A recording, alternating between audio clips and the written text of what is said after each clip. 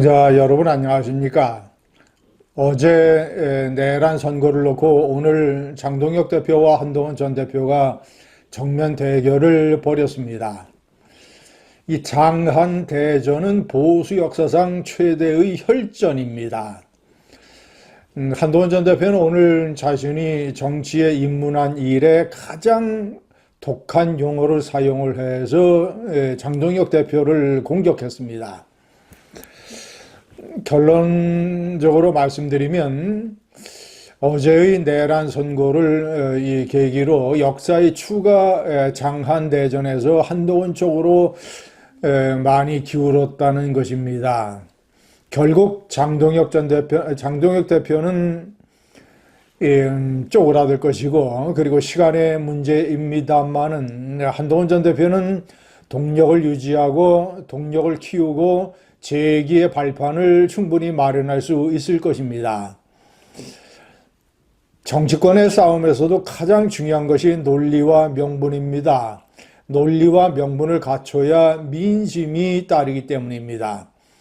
결국 판정관은 민심인데, 짧게 보자면 당내 세력인 것 같이 보여도 결국은 최종 심판은 민심입니다. 민심을 움직이려면 논리가 맞아야 되고 명분이 있어야 됩니다. 그런데 이번의 장한대전에서 가장 결정적인 것, 윤석열의 내란, 이것을 둘러싸고 장동혁 대표가 판사답지 않은 엉성한 논리와 이 명분이 없는 자세로 고집을 부리는 것과 달리 한동훈 전 대표는 논리의 고지를 일찌감치 선점했습니다. 가장 중요한 것이 윤석열이가 저지른 미친 계엄이 내란이냐 아니냐 여부인데, 그 핵심의 본질은 지기현 부장판사가 지적한 대로 국회에 군을 보낸 목적이 무엇이냐, 이것을 어떻게 해석을 해야 되느냐, 여기에 달려 있습니다.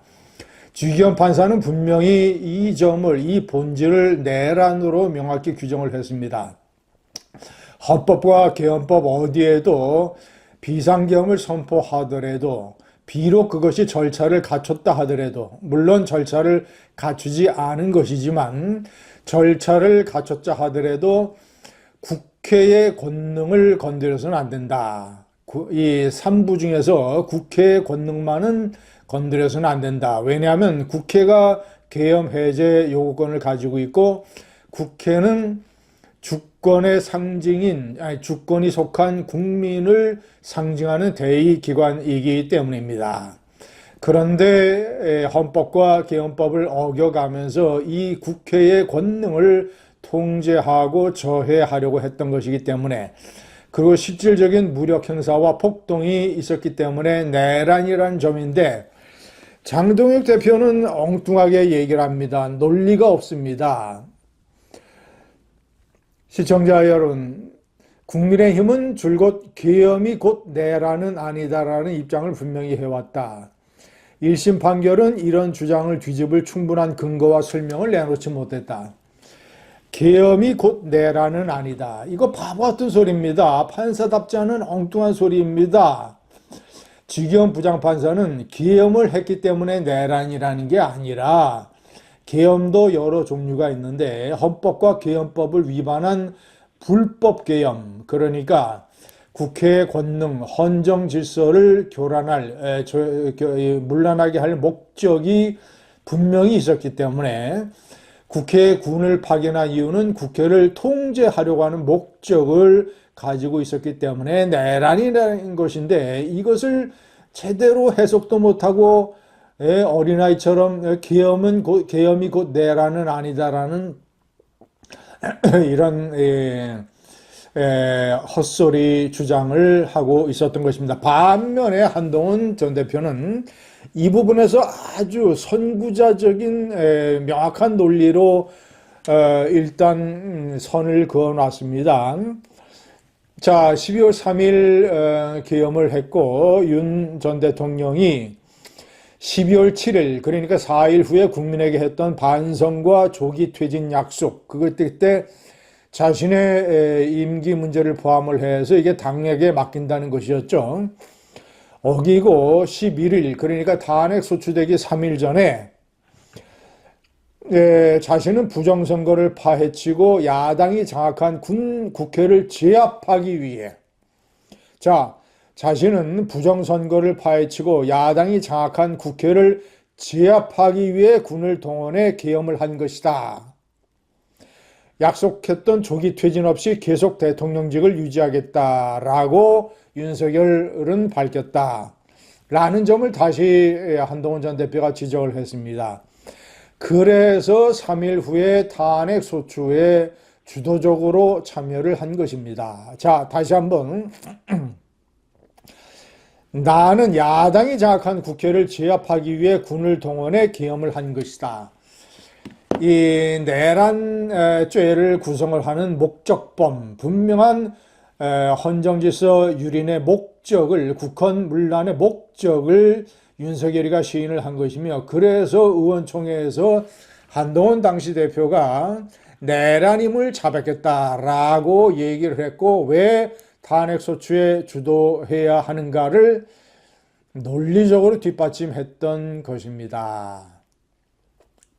여기서 가장 이 윤과 절연을 해야 되느냐 말아야 되느냐는 이 종속적인 부차적인 문제입니다.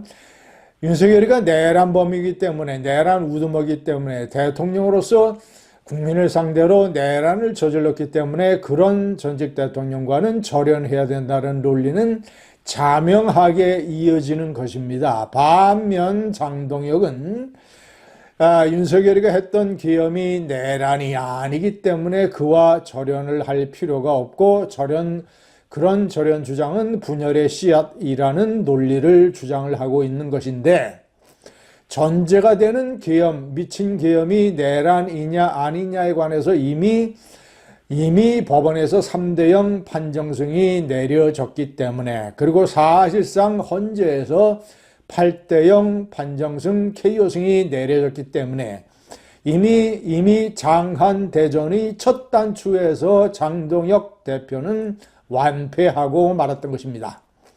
그 이후에 이어지는 윤과의 절연 문제, 윤 어게인과의 단절 문제, 이런 것들은 다 2차, 3차, 첫 단추에서 완패했기 때문에 두 번째, 세 번째 단추에서 패배하는 것은 자명한 것이고, 이제 마지막 단추라고 할 수 있는 지방선거에서 완패하는 것만이 장동혁을 기다리고 있는 것입니다.